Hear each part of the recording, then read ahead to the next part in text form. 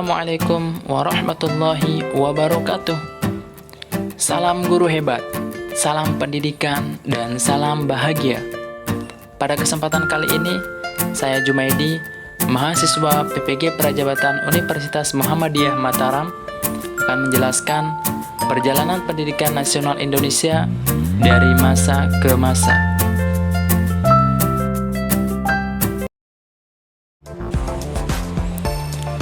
Sejarah pendidikan nasional Indonesia dibagi menjadi 5 zaman, yaitu zaman kolonial Belanda, zaman penjajahan Jepang, zaman kemerdekaan, zaman setelah kemerdekaan, dan abad ke-21. Pendidikan pada zaman kolonial Belanda ini dibagi menjadi 3 periode, yaitu zaman VOC abad ke-17 dan 18, zaman bubarnya VOC abad 19, dan zaman politik etis yaitu abad ke-20. Pendidikan zaman VOC yaitu abad ke-17 dan 18, pendidikan hanya diperuntukkan untuk kaum inlanders atau penduduk tanah jajahan Belanda.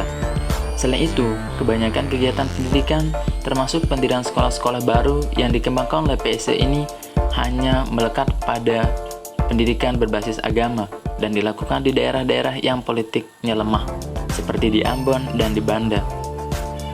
Itu pun hanya sekolah berbasis agama Kristen yang pencapaiannya terbatas pada kemampuan memahami Bible, kitab suci agama Kristen, sehingga kalaupun ada pendidikan lanjutan hanya untuk mendidik guru dan pastor.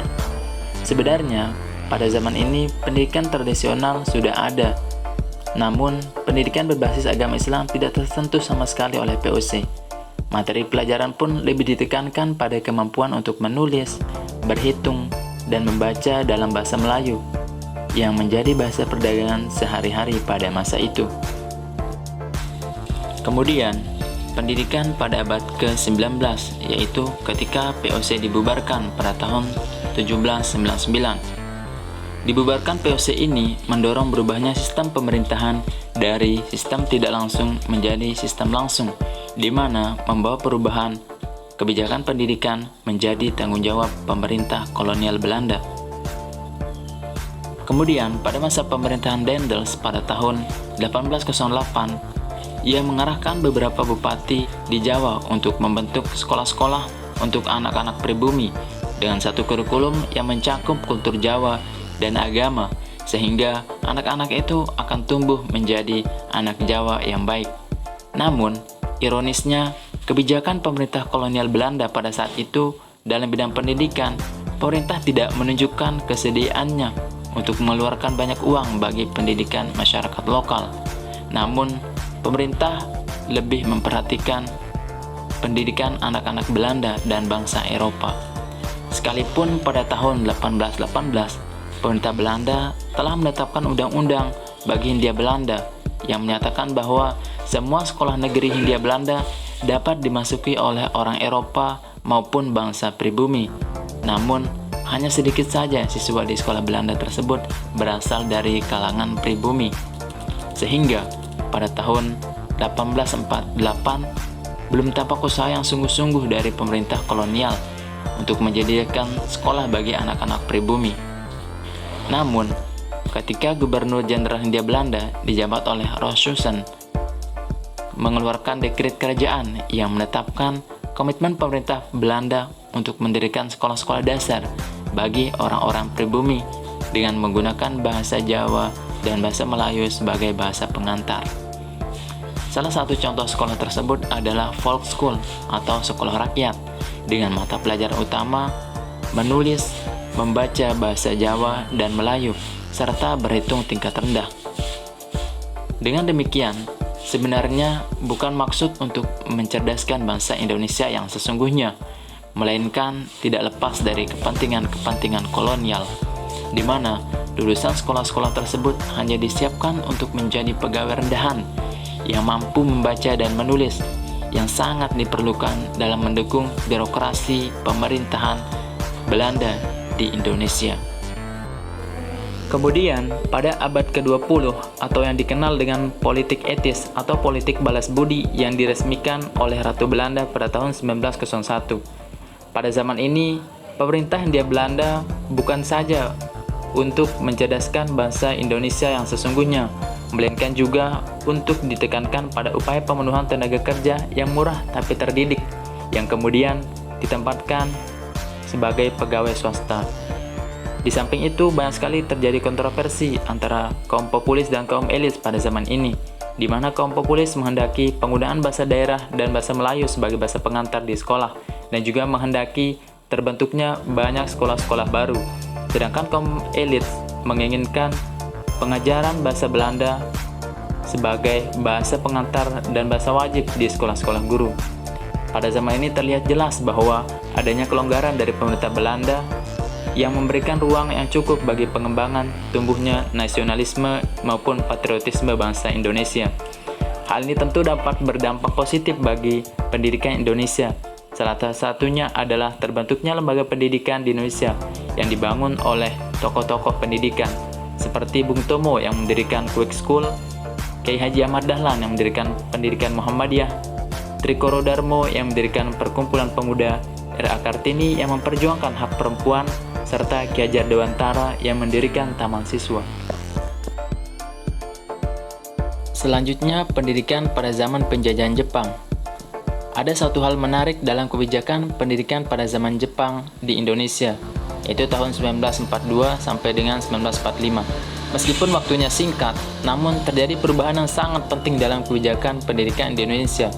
Pertama, nama-nama sekolah yang berbahasa Belanda diganti dengan nama sekolah Indonesia maupun Jepang, walaupun dilihat dari sistem kejenjangan dan materi kurikulumnya masih tetap kecuali bahasa Belanda. Kedua, bahasa Indonesia menjadi bahasa wajib atau pengantar di sekolah-sekolah. Yang ketiga, kepala sekolah yang semula disandang oleh orang-orang Belanda juga dijabat oleh guru bangsa Indonesia yang dianggap senior di sekolah. Keempat, mengingat pada saat itu masih dalam suasana perang melawan sekutu, para siswa dan guru hampir setiap hari menjalani latihan baris berbaris model tentara Jepang. Kemudian, pendidikan pada zaman awal kemerdekaan, yaitu tahun 1945 sampai dengan 1949. Periode tersebut adalah suasananya masih diliputi oleh perang ataupun revolusi fisik. Baru sejak tahun 1950-an, pemerintah Indonesia mulai dapat membenahi pendidikannya dalam keadaan yang lebih tentram. Namun demikian, keterbatasan sumber daya, baik dana, tenaga, dan sarana, membuat laju perkembangan pendidikan berjalan lamban. Antara kapasitas pemerintah dan potensi masyarakat yang menggebu-gebu yang semestinya dapat dimobilisasi untuk membangun pendidikan menjadi lebih baik ternyata tidak seimbang. Salah satu akibatnya adalah secara perlahan masyarakat mulai terbiasa dan dibiasakan dengan pendidikan yang serba asal berjalan, asal ada guru, asal ada sekolah, dan tanpa disertai komitmen terhadap mutu. Hal ini pun terjadi bukan saja dalam pendidikan formal, melainkan juga pada pendidikan informal. Selanjutnya, pendidikan pada zaman setelah kemerdekaan dibagi menjadi 3 periode, yaitu Orde Lama, Orde Baru, dan era Reformasi. Pendidikan Indonesia pada Orde Lama, yaitu tahun 1950 sampai dengan 1965, sebenarnya secara kuantitatif, pendidikan Indonesia sudah mengalami perkembangan yang berarti. Namun, secara kualitatif, pendidikan bangsa Indonesia saat itu mengalami kemandekan karena konflik-konflik atau pertentangan ideologi yang menempatkan persekolahan sebagai wahana ideologisasi dan internalisasi sosialis komunisme.